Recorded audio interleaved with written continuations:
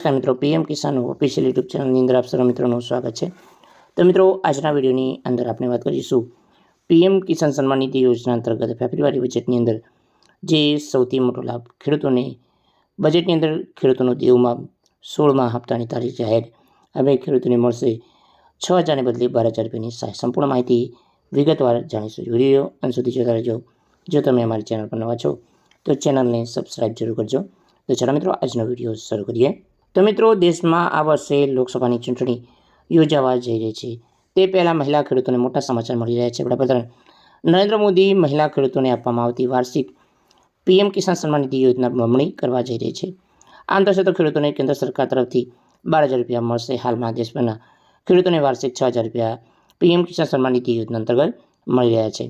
તો મિત્રો, પીએમ કિસાન સન્માન નિધિ યોજના બમણી જાહેરાત કરવામાં આવશે। મિત્રો, આપણે જાણીએ કે કેન્દ્ર સરકાર ટૂંક સમયની અંદર પીએમ કિસાન સન્માન નિધિ યોજના બમણી જે જાહેર કરી શકે છે। આ સાથે સરકાર સામાન્ય ચૂંટણીમાં મહિલા મતદારોને ભારે સમર્થન મળી શકે। સૂત્રોના ટાંકીને આ અહેવાલ મુજબ 1 ફેબ્રુઆરી રજૂ થનાર વચલા ગાળાના બજેટની અંદર જાહેર કરવામાં આવનાર છે। તો આ નિર્ણય સરકાર પર લગભગ 12,000 કરોડ રૂપિયાનો વધારો બોજ થશે। તો મિત્રો, વધુમાં છે કે દેશના 11 કરોડ ખેડૂતોને આ યોજનાનો લાભ મળી શકે છે। તો પીએમ કિસાન યોજના 2019ની અંદર સામાન્ય ચૂંટણી પહેલાં કિસાન સન્માન નિધિ યોજના એટલે કે પીએમ કિસાન સન્માન નિધિ યોજના જે જાહેર કરી હતી। તો કેન્દ્ર સરકાર જણાવ્યા અનુસાર હાલમાં દેશના 11 કરોડ ખેડૂતો આ યોજનાનો લાભ લઈ રહ્યા છે। તો આ યોજના દ્વારા નવેમ્બરની અંદર જે 15મો હપ્તો 2.81 લાખ કરોડ રૂપિયાનું વિતરણ કરવામાં આવ્યું છે। મહિલા ખેડૂતોને આર્થિક શક્તિનો વધારો થશે।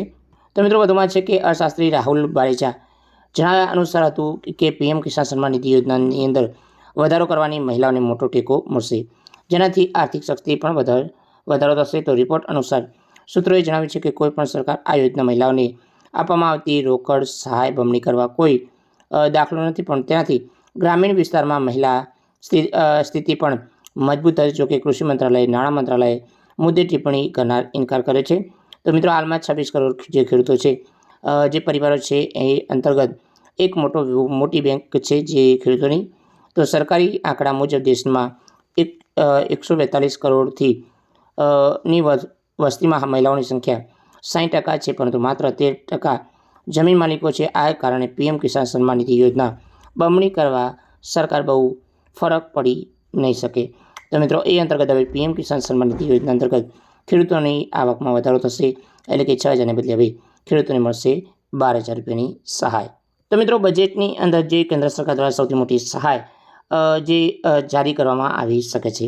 તો મિત્રો, 1 ફેબ્રુઆરીના દિવસે જે વચલા ગાળાનું બજેટ થશે એની અંદર ખેડૂતોને ડબલ લાભ મળશે, એટલે કે ખેડૂતોને સરકાર તરફથી 12,000 રૂપિયાની સહાય મળવાપાત્ર થઈ શકે છે। તો મિત્રો, ગુજરાતના જે ખેડૂતો છે એમનું દેવું માફ થશે। તો મિત્રો, અંદાજે દરેક ખેડૂતમાં લગભગ 57,000થી વધુ દેવું છે। તો મિત્રો, ગુજરાતમાં ખેડૂતોને 1 લાખ કરોડની લોન લીધી છે। એ સુધાર ઘટવી મોટા ઉદ્યોગપતિઓના 10.5 લાખ કરોડ રૂપિયા દેવા માફ કરવામાં આવ્યા છે, પરંતુ ખેડૂતોના દેવા માફ કરવામાં આવ્યા નથી। તો મિત્રો, કૃષિ મંત્રાલયના આંકડા અનુસાર આપણે જાણીએ કે ગુજરાતમાં 47 લાખ ખેડૂતોને દેવાદાર બન્યા છે। અંદાજે દરેક ખેડૂતોના લગભગ 57,000થી વધુ દેવું છે। એટલું જ નહીં, ગુજરાતમાં ખેડૂતોની ખાનગી એટલે કે મંડળીઓ પાસેથી અને સરકારી બેંકો પાસેથી 1 લાખ કરોડની લોન લીધી છે। તો સરકારે ક્યારેય પણ ખેડૂતોના દેવા માફીની વાત નથી કરતી। આજે જે મજૂરી મોંઘી થઈ ગઈ છે, બિયારણ મોંઘું થઈ ગયા છે, એને કારણે ખેતી ખૂબ જ મોંઘી થઈ છે। આના કારણે ખેડૂતોની જે કઠિન કામ થઈ રહ્યું છે। તો મોટાભાગે ઉદ્યોગપતિઓના 10.5 લાખ કરોડ રૂપિયા દેવા માફ કરવામાં આવે છે, પરંતુ ખેડૂતોના દેવા માફ કરવામાં આવ્યા નથી।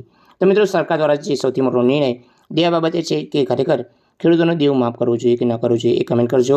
અને મિત્રો, ખેડૂતોનો 16મો હપ્તો તમારો માર્ચ મહિનાની અંદર બીજા સપ્તાહની અંદર ખેડૂતોના ખાતાની અંદર જમા થશે। તો જય હિન્દ મિત્રો, વંદે માતરમ, જય ગરવી ગુજરાત।